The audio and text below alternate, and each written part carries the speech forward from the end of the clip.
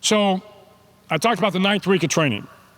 So in the 9th week of training, we have Hell Week. And so I went through in 1977, Hell Week was 6 days of no sleep, constantly being kept cold, wet, and miserable, and one very special day at the Mud Flats.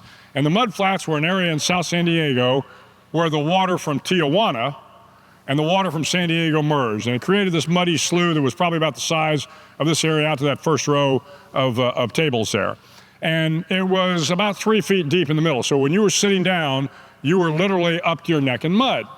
In my class, we had paddled our little rubber boats down there that day, and we'd spent all day in the mud. And we were doing mud wrestling and mud relays, and the mud grabs you, and the wind is howling off the beach. You haven't slept in 4 days. Your hands are so swollen you can barely move them. Your feet are so swollen you can't take your boots off for fear you won't be able to get them back on. You are scraped raw from all the sand and the water. It's not a good day for you. And as we're going through this, we'd spent hours in the mud, and then the instructors pulled us out of the mud for a little while to get dry. And then, we committed some egregious violation of the rules. So they throw us all back in the mud. And we lined up in 3 rows and locked arms for solidarity. And I was in the first row. And I remember the instructor coming out, a great guy named Mike Faculty, and he comes out and he sees us in the first row and he says, "Hey guys, look, I know it's been a tough couple of days for you. I really feel sorry for you guys. So I tell you what we're gonna do. You can all come out of the mud. Doc's got a fire going over here, so you can all come out of the mud, get warm by the fire.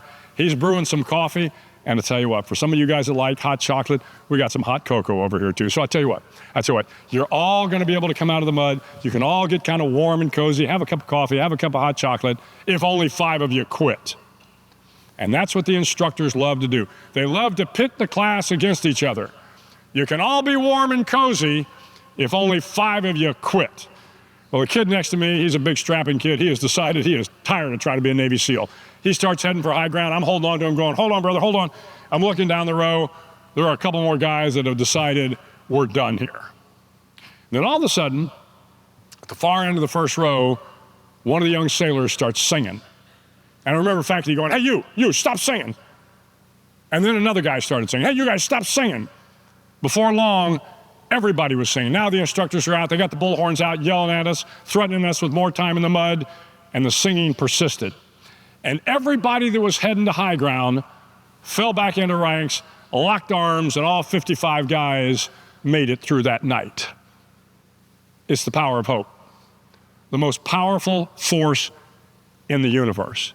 The fact of the matter is, we all recognize if this young kid, oh, by the way, not an officer, one of the junior enlisted guys, if he could start singing when he was up to his neck in mud, when he was cold, wet, and miserable, when he hadn't slept in 4 days, when the wind was howling off the beach, when the sun probably wasn't going to come up for another 8 hours, if he could start singing, maybe we could hold on just long enough to make it through that night.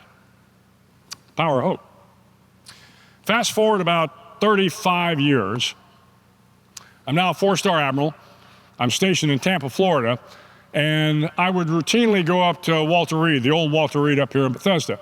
And this is where the Army would take care of the severely wounded coming out of Iraq and Afghanistan, particularly the guys that had lost arms or legs, and sometimes the blast victims. The burn victims would go to Fort Sam Houston and San Antonio.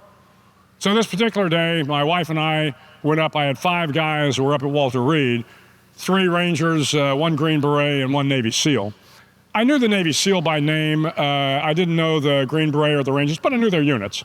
And these were my guys. So we got up there, spent about 2 hours talking to them and their wives and girlfriends, and I knew how to talk to my guys. I mean, we talked sports, we talked to the unit, the teams, Afghanistan, Iraq. Finally, after about 2 hours, the Army Sergeant Major, who was escorting me around, says, "Hey, sir, there's someone else we'd like you to meet. He's not a special operations guy. He was with the 25th Infantry Division in Iraq. And he was in a vehicle that was hit by an explosively formed projectile, essentially a rocket. And the rocket came into the vehicle, killed everybody in the vehicle, and left him as a quadruple amputee." I said, "Absolutely, Sergeant Major, I'd love to go see this young man." So we go up to the 2nd floor of the Army Rehab Center, and I see the young soldier leaning against the rail. And of course, he's only this tall because he's got no legs. I came over to him, and he's wearing what we call his shorties. So the prosthetics guys will give you your shorty so the kids can begin to get their balance before they give them the longer prosthetics. So I go over to him and I kneel down so I'm kind of eye to eye with him. And I don't know what to tell this kid. What do you tell a young man who has lost both of his legs, all of one arm, and partial of the other arm?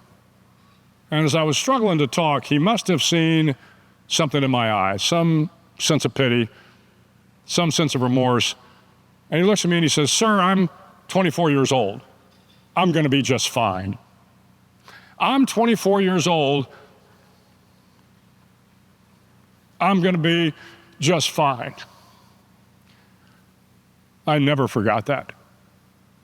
I commanded a force of 70,000 men and women that probably influenced a force of another million. And I realized that no matter how bad my day was, it was never going to be as bad as this young man's day. And if he could find a way to be okay, I could find a way to be okay. It's the power of hope. It is the power of hope. Look, you will go through life, you're not going to have an opportunity to capture Saddam Hussein, rescue Captain Phillips, or get a bin Laden, but every single one of you will have an opportunity to write a letter, to make a phone call, to pat somebody on the back, to thank somebody for the work they do. Don't ever pass up that opportunity to pass on a little hope. You have no idea the cascading effect it can have.